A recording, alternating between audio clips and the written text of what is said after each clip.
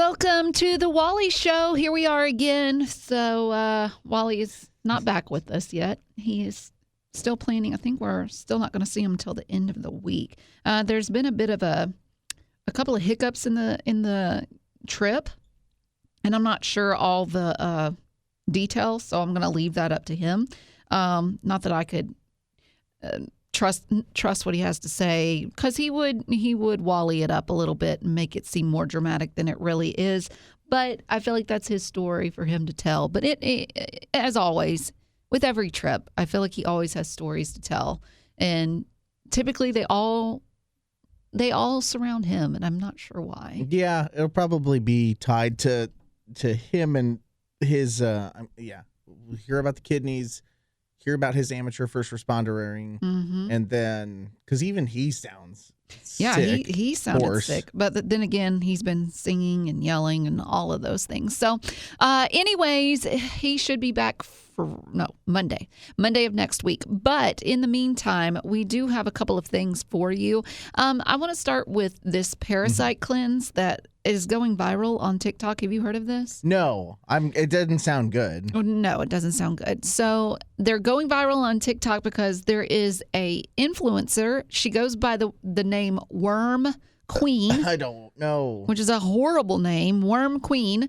But she claims that 95% of us have parasites, and we just don't know it. She said if you deal with bloating, insomnia, food cravings, teeth grinding, headaches, these are all common symptoms of having a parasite. Those are just like normal, but then, maybe we all do have them. I keep seeing videos online about that, and they're like, you should drink mushroom coffee, and that'll make you feel better. So yeah, so I guess Heidi Klum, she claims that she did a parasite cleanse, but this Worm Queen claims that we need to have a parasite cleanse at least 3 to 4 times a year.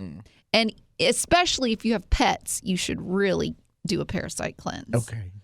That's so scary to me. It's hard because would you rather know that you have quote unquote parasites and then cleanse them 3 or 4 times a year, or just not know and just be like, I am what I am? Here's the thing. I think if you have symptoms that no one can explain, no doctors can explain, and this would be your answer, then that's a miracle. Yeah. Like, fantastic. However, just to do it, I don't know if that would be healthy or not. Maybe it is. I don't know. I did see a TikTok where this girl was taking an Epsom salt bath, and she showed something wiggling in the bathtub, okay? And I don't know what it was. She had gotten out, and it said like parasite cleanse. I don't know. Once again, I don't want to think about it. However, I'm wondering, this Worm Queen lady, I wonder if this is all just a ploy to make us spend more money, because she's selling a cleanse and it's $125. Oh, it's expensive. Yeah. Does she explain what it is? Or like what you're taking? No, but it's all organic, holistic type things.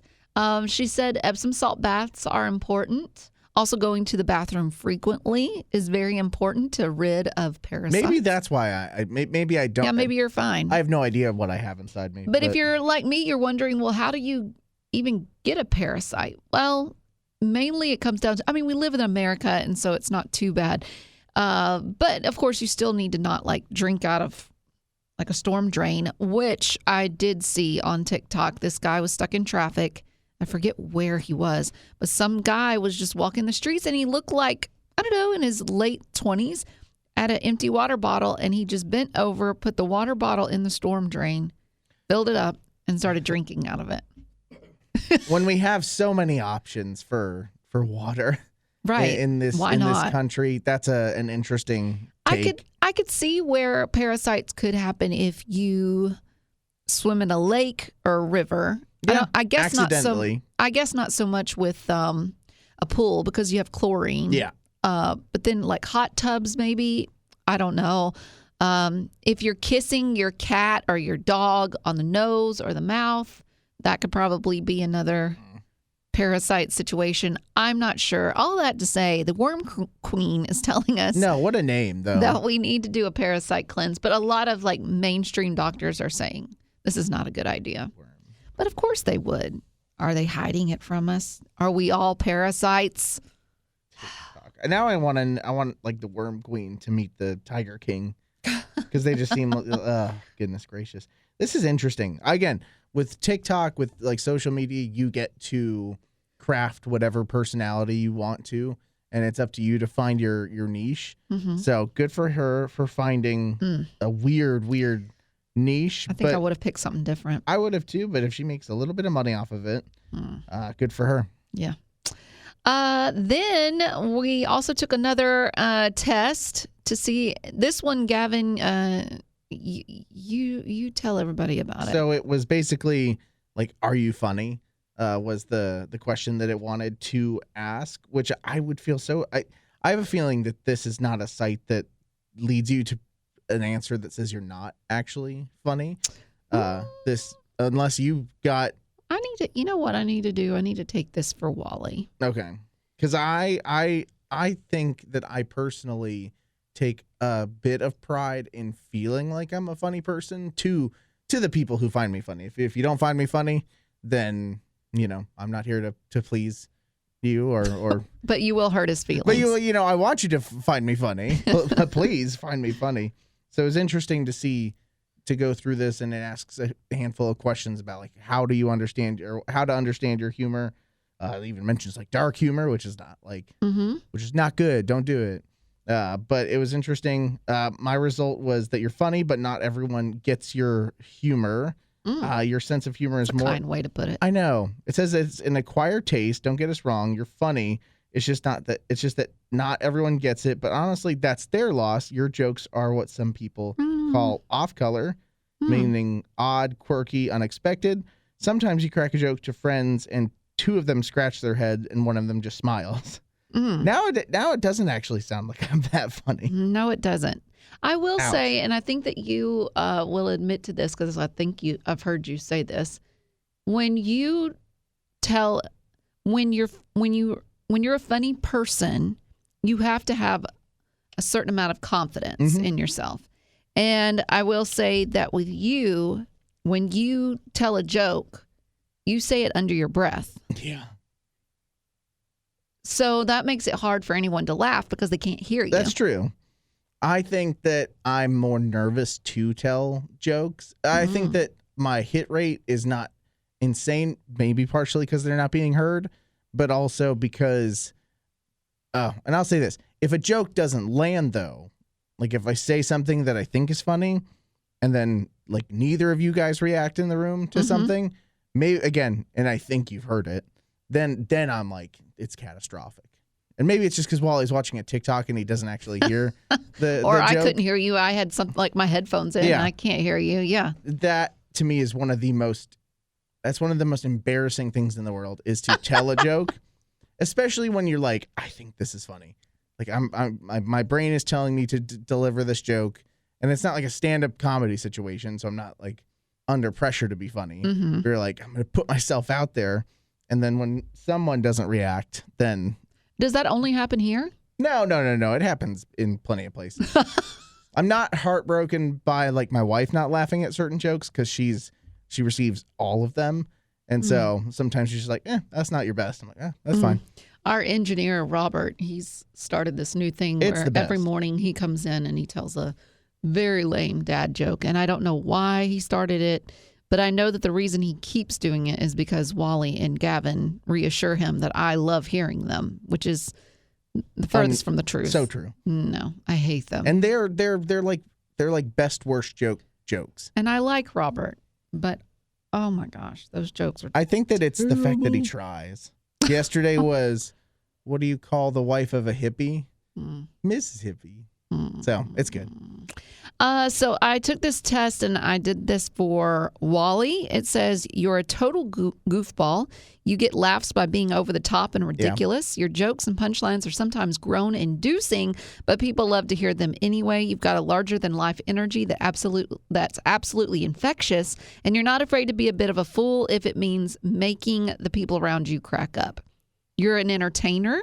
The world is your stage, and you're here to get a reaction no matter the cost. That's 100% accurate. And it doesn't have to necessarily be him either. He can put other people up there and wants to make at their own cost.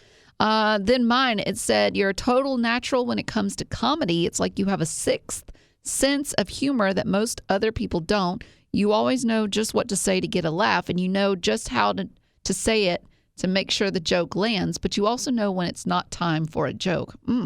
And how not to overdo it. When you're around people know they're in for a good time. You tend to steal the show when you're hanging out in a group, bantering and wisecracking with even the stiffest, most serious people and teasing a smile out of them, no matter how hard they try to resist. Aw. Wow. You got the highest grade. Top tier? I feel like on that one. I wonder if we should start taking these for each other. Oh, sure. You want to do that tomorrow for a different one? Sure. Okay. Anyways, we're Birthdays? we're gonna go to birthdays. I gotta find them. Always remember, if you want to give out a birthday shout out, just text the word shout out to 91979 and we will send you a link. We've got 2 of them. This one, I don't know why I didn't see it yesterday. Anyway, Callie. I feel like we did one for Callie yesterday. Who's giving the shout out? Her. Callie's giving hers. Okay. Yeah, giving herself a shout out. Callie, I'm sorry if I missed your own personal one. She said, "Hi, I live in California and I'm celebrating my 15th. I love to play piano for worship at my youth group and love musical theater." Nice. Yes. Becca wants to wish her daughter Jamie a happy birthday. She brightens a room when she walks in, and people love to be around. She's so hopeful to everyone, and she has such a happy personality and quite the comedian. The question, this one is from Callie. If you could be a high school teacher, what subject would you teach? Back when you were in school, what was your favorite? Oh, back in school? Ooh. I liked English. Like, I like talking about books and I like talking about writing. So I think that I would do like probably an English class, and I would gear it very much towards reading like the books I want to read. Harry Potter. Sure, yeah. I mean, I literally took a Harry Potter class in college. I just wouldn't want to read.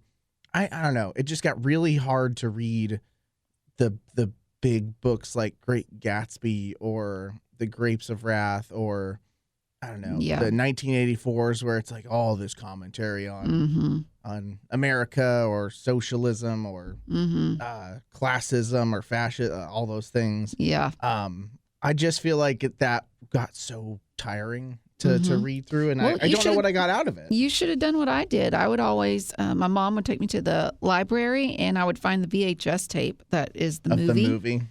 And I would watch that. And I think that was because my mom even knew. She was like, listen, we just got to get the grade. Yep. And we got to get good you enough. Graduated. Yep, exactly.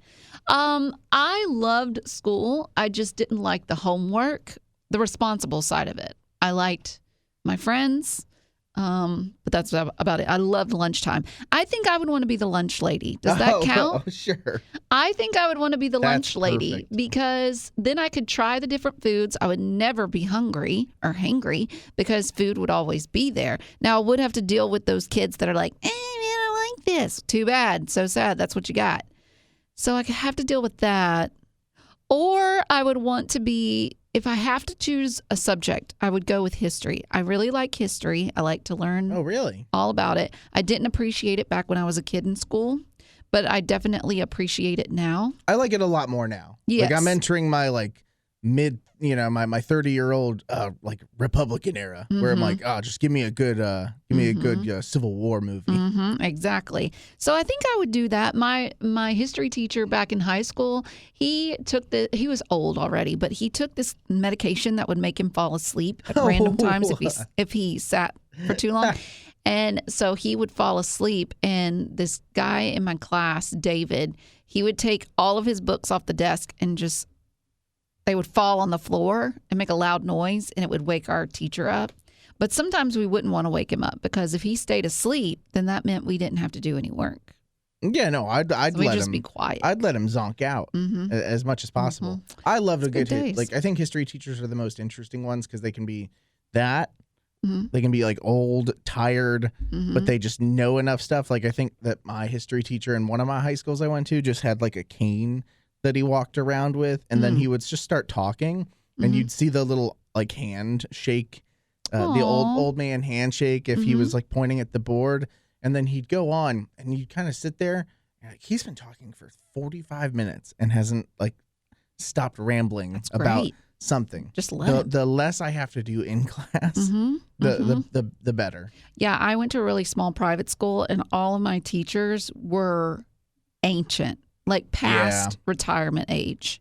And still to this day, my math teacher is still alive. And really? I am shook by that because she was... Oh, we're talking like a healthy amount of time at this point, 20 years. I graduated in 2003, and she was old back then. Do you remember her name? Yeah, I should look her up on Facebook and just see like...